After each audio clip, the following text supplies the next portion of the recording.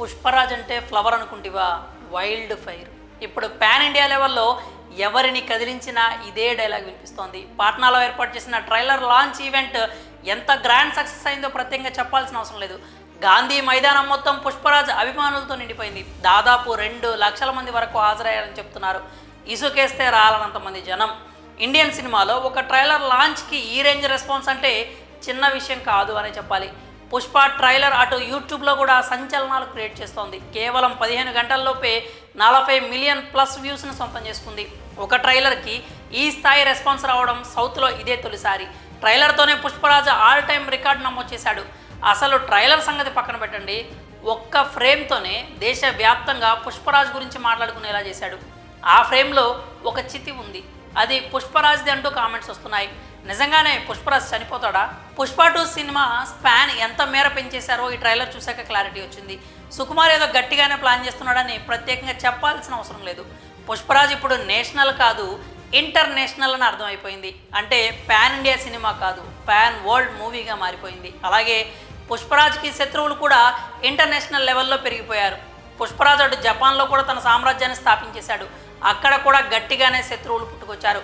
Trailer wild ఫైర్లా యూట్యూబ్ని తగలబెట్టేస్తోంది. ఇవన్నీ పక్కన పెడితే ట్రైలర్లో ఒక ఫ్రేమ్ గురించి మాత్రం ఇప్పుడు పెద్ద ఎత్తున చర్చ జరుగుతోంది. ఆ ఫ్రేమ్లో ఎర్ర చందనంతో చితిపేర్చి ఉంది. ఎంపీ మంగళం సీను, సిండికేట్ సభ్యులు, కొన్ని వందల మంది జనం అక్కడ ఉన్నారు.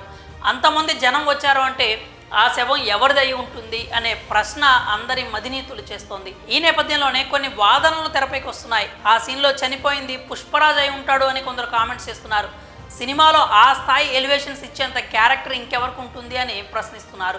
పుష్పరాజ్ చనిపోయినట్లు చూపించబోతున్నారని అభిప్రాయపడుతున్నారు. అయితే అది నిజమైన మరణం కాదని, పుష్పరాజ్ క్రియేట్ చేసిన ఫేక్ డెత్ అని కొందరు కామెంట్స్ చేస్తున్నారు. నిజానికి అది కనుక ఫేక్ డెత్ అయి ఉంటే మాత్రం సుకుమార్ ఏదో భారీగానే ప్లాన్ చేశాడని చెప్పొచ్చు. అలాగే ఇంకొంతమంది పుష్పరాజ్ భార్య శ్రీవల్లి మరణిస్తుందని, ఆ సీన్ ఆమెకు సంబంధించిందని చెప్తున్నారు. గతంలో కూడా పుష్ప 2 సినిమాలో శ్రీవల్లి చనిపోతుందనే వార్తలు వచ్చాయి. ఈ సీన్ చూసిన తర్వాత అవే నిజం అవుతున్నాయి అంటున్నారు. పైగా ట్రైలర్లో ఒక డైలాగ్ కూడా ఉంది, భార్య మాట వింటే ఎలా ఉంటుందో ఈ ప్రపంచానికి చూపిస్తాను అని పుష్పరాజ్ అంటాడు. తను చనిపోయిందని చెప్పడానికి ఆ డైలాగ్ బలం చేకూరుస్తోందని కామెంట్ చేస్తున్నారు. ఇవి 2 థియరీలు కాకుండా మరొకటి కూడా వినిపిస్తోంది. పుష్పరాజ్ తల్లి చనిపోయి ఉంటుంది అంటున్నారు. పుష్పరాజ్కు తల్లి అంటే ఎంత ఇష్టమో అందరికీ తెలుసు. ఆమె చనిపోవడం వల్లే అంత పెద్ద ఎత్తున అంత్యక్రియలు ఏర్పాటు చేశారా అని కూడా అభిప్రాయాలు వినిపిస్తున్నాయి. ఇందులో ఏది నిజం ఇప్పుడు చెప్పే పరిస్థితి లేదు. కాకపోతే శ్రీవల్లి, పుష్పరాజ్ తల్లి పాత్రలు రెండింటిలో ఎవరు చనిపోయినట్లు చూపించినా పెద్ద ఇబ్బంది ఉండదు. కానీ పుష్పరాజ్ మాత్రం చనిపోయాడంటే ఫ్యాన్స్ ఊరుకునే పరిస్థితి లేదు. అది కేవలం ఫేక్ డెత్ అయి ఉంటుందని చెప్తున్నారు. పైగా పుష్ప పార్ట్ 3 కూడా ఉంటుందని ఇప్పటికే అనౌన్స్ చేశారు. కాబట్టి పుష్పరాజ్ పాత్రను చంపేసే సాహసం సుక్కు చేయడు అనే చెప్పాలి. మరి పుష్పరాజ్ ట్రైలర్ మీకు ఎలా అనిపించింది? మీ అభిప్రాయాన్ని కామెంట్స్ రూపంలో తెలియజేయండి.